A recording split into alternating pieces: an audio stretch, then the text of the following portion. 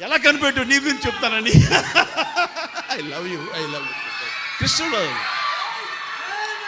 So Srikrishnadevarayalu మాకందరికీ ఎప్పటి నుంచో ఆరాధించేటువంటి చరిత్ర ఉన్నటువంటి మహాచక్రవర్తి. ఆ పేరు పెట్టుకున్న మన లావు రత్నం గారి అబ్బాయి, రత్తయ్య గారి అబ్బాయి లావు శ్రీకృష్ణదేవరాయలు మంచి భవిష్యత్తు ఉండాలి. అండ్ తను అసెంబ్లీ పార్లమెంట్లో మాట్లాడే మాటలు కానివ్వండి, తను తీసుకునే ఇష్యూస్ మీద ఆయన ఫైట్ చేయడం కానివ్వండి, ఆయన వాగ్దాటి కానివ్వండి, ఇంగ్లీష్ అవన్నీ తెలుగు కానీ ఇలాంటి డైనమిక్ రాజకీయ నాయకులు రావాలి, ఇలాంటి ఎడ్యుకేటెడ్ పర్సన్స్ రావాలి. వీళ్ళకి నిజమైనటువంటి ఏంటంటే ప్రజాసేవ చెయ్యాలి అనే ఒక కాంక్ష తప్ప నాన్నగారు సంపాదించిన సంపాదన చాలు, కొత్తగా సంపాదించాల్సిన అవసరం లేదు. కాబట్టి ఆ ధ్యాస ఉండదు.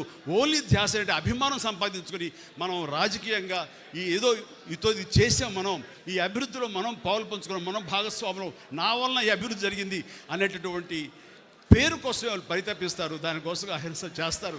నాకు అనిపించింది. And good, all the very best for your future endeavours.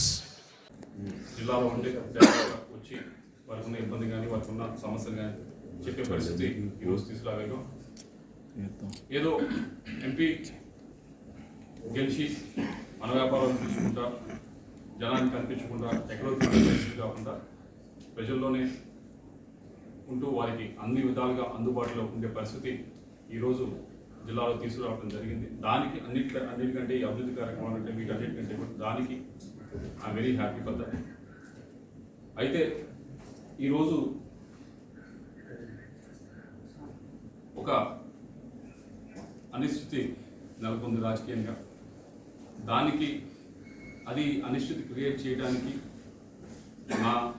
నేను చేసింది కాదు, లేకపోతే ఆ అనిశ్చితి కోరుకుంది నేను కాదు.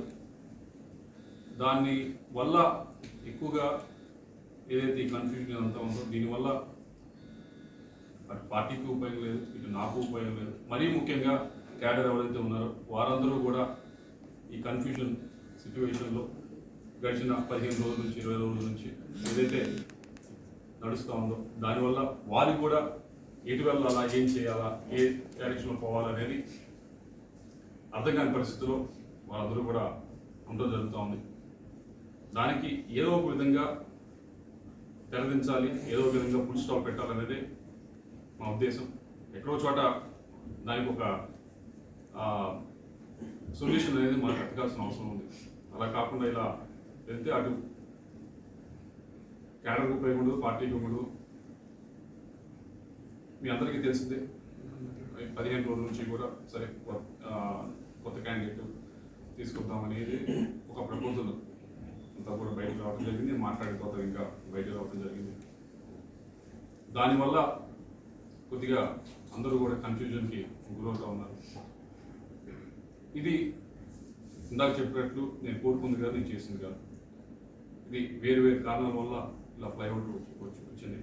దానికి తెరదించుతూ నేను ఏదైతే ఇప్పుడు పార్టీలో ఉన్నానో పార్టీ సభ్యత్వానికి వైఎస్ఆర్ కాంగ్రెస్ పార్టీ సభ్యత్వానికి రాజీనామా చేస్తూ, అలాగే పార్లమెంట్ సభ్యత్వానికి కూడా నేను రాజీనామా చేస్తా ఉన్నాను ఇమీడియట్గా. దీంతో అన్న కొద్దిగా ఈ కన్ఫ్యూజన్ అంతా కూడా ఇదంతా కూడా తొలగిపోతుందని చెప్పి ఆశిస్తూ ఉన్నాను. నాకు ఈ 5 సంవత్సరాల నుంచి కూడా ఎంతో సహకరించారు. అటు రాష్ట్ర ముఖ్యమంత్రి గారు నన్ను యంగ్గా ఉండాలని నన్ను ఎంకరేజ్ చేసి ఎంపీగా నిల్చోబెట్టారు. దానికి అన్ని విధాలుగా కూడా నేను చేయగలిగాను. అభివృద్ధి కార్యక్రమాలు అన్నీ కూడా చేయగలిగాను. అలాగే పార్టీ పరిస్థితి కూడా, పార్టీ పరువును కూడా అన్ని విధాలుగా కూడా పైన నిల్చోబెట్టగలిగాను.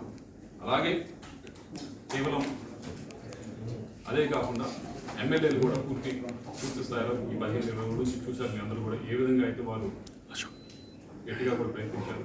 వారందరికీ కూడా ధన్యవాదాలు తెలియజేసుకుంటూ మీ అందరి సెలవు తీసుకుంటాం. Thank you.